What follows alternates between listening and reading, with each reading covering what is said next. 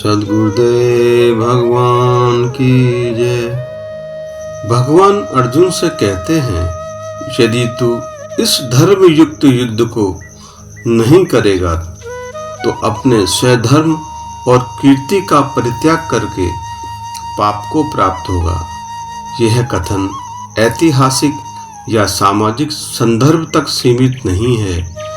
यहाँ युद्ध बाहरी संघर्ष का प्रतीक मात्र है, परंतु वास्तविक संकेत उस आंतरिक संघर्ष की ओर है जो प्रत्येक मनुष्य के भीतर चलता रहता है। कर्तव्य और मोह, सत्य और आसक्ति तथा साहस और भय के बीच। अथ चेत त्वम इमं धर्मयं संग्रामं न करिष्यसि ततः स्व धर्मं कीर्तिं च हित्वा पापम अवाप्यसि। धर्म संग्राम का आशय उस कर्म से है जो न्याय, सत्य और व्यापक कल्याण की रक्षा के लिए आवश्यक हो।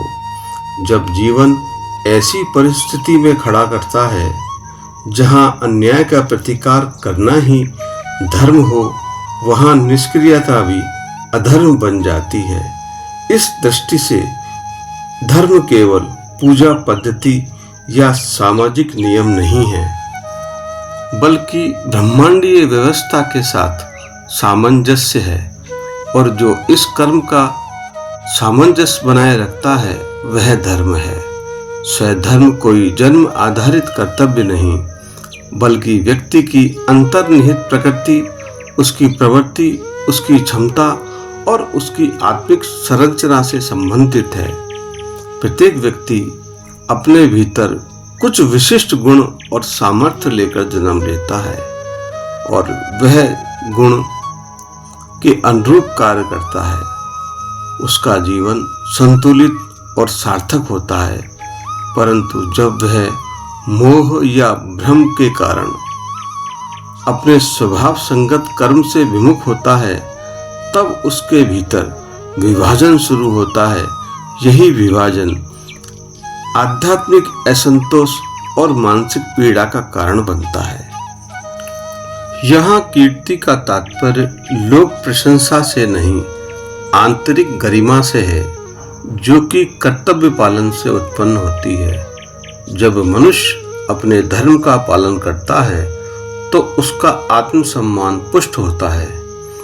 यदि वह धर्म का त्याग करता है तो बाह्य दृष्टि से सुरक्षित होते हुए भी भीतर स्वयं की दृष्टि में गिर जाता है।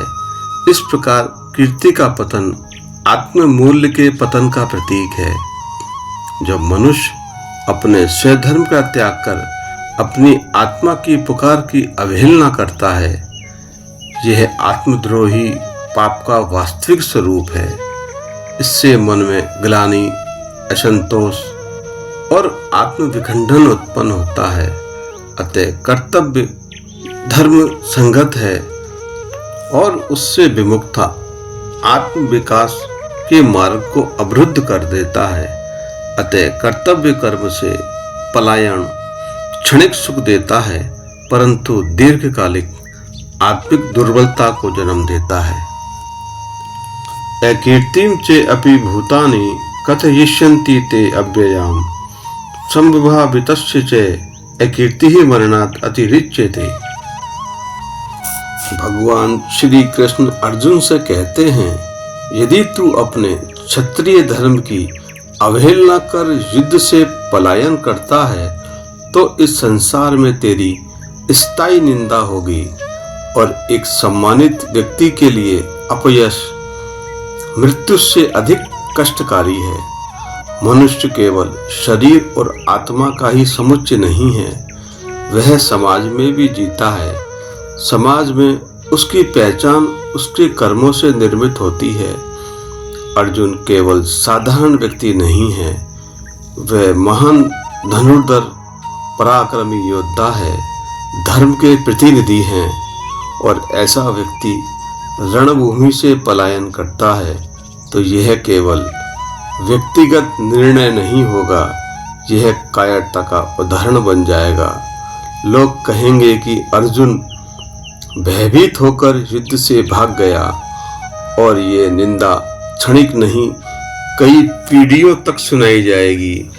इसलिए भगवान कहते हैं, यह अव्यया अकीर्ति होगी, अर्थात ऐसी बदनामी जो समय के साथ नहीं मिटेगी।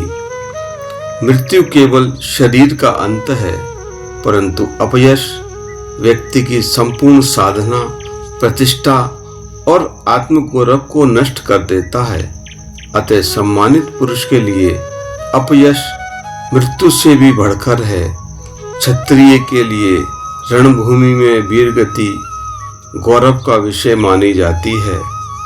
यदि वह धर्म की रक्षा करते हुए अपने प्राण त्याग दे तो उसका जीवन सफल माना जाता है, और उसके विपरीत युद्ध से पलायन, यह उसके धर्म का अपमान है। तुझे अपने लिए नहीं, धर्म की स्थापना के लिए युद्ध करना है, और ये आचरण समाज के लिए आदर्श बनेगा। इसलिए निर्णय बहुत महत्वपूर्ण है। शरीर की मृत्यु क्षणिक होती है, परंतु चरित्र की मृत्यु दीर्घकालिक और पीड़ादायक होती है। शेष अगले भाग में।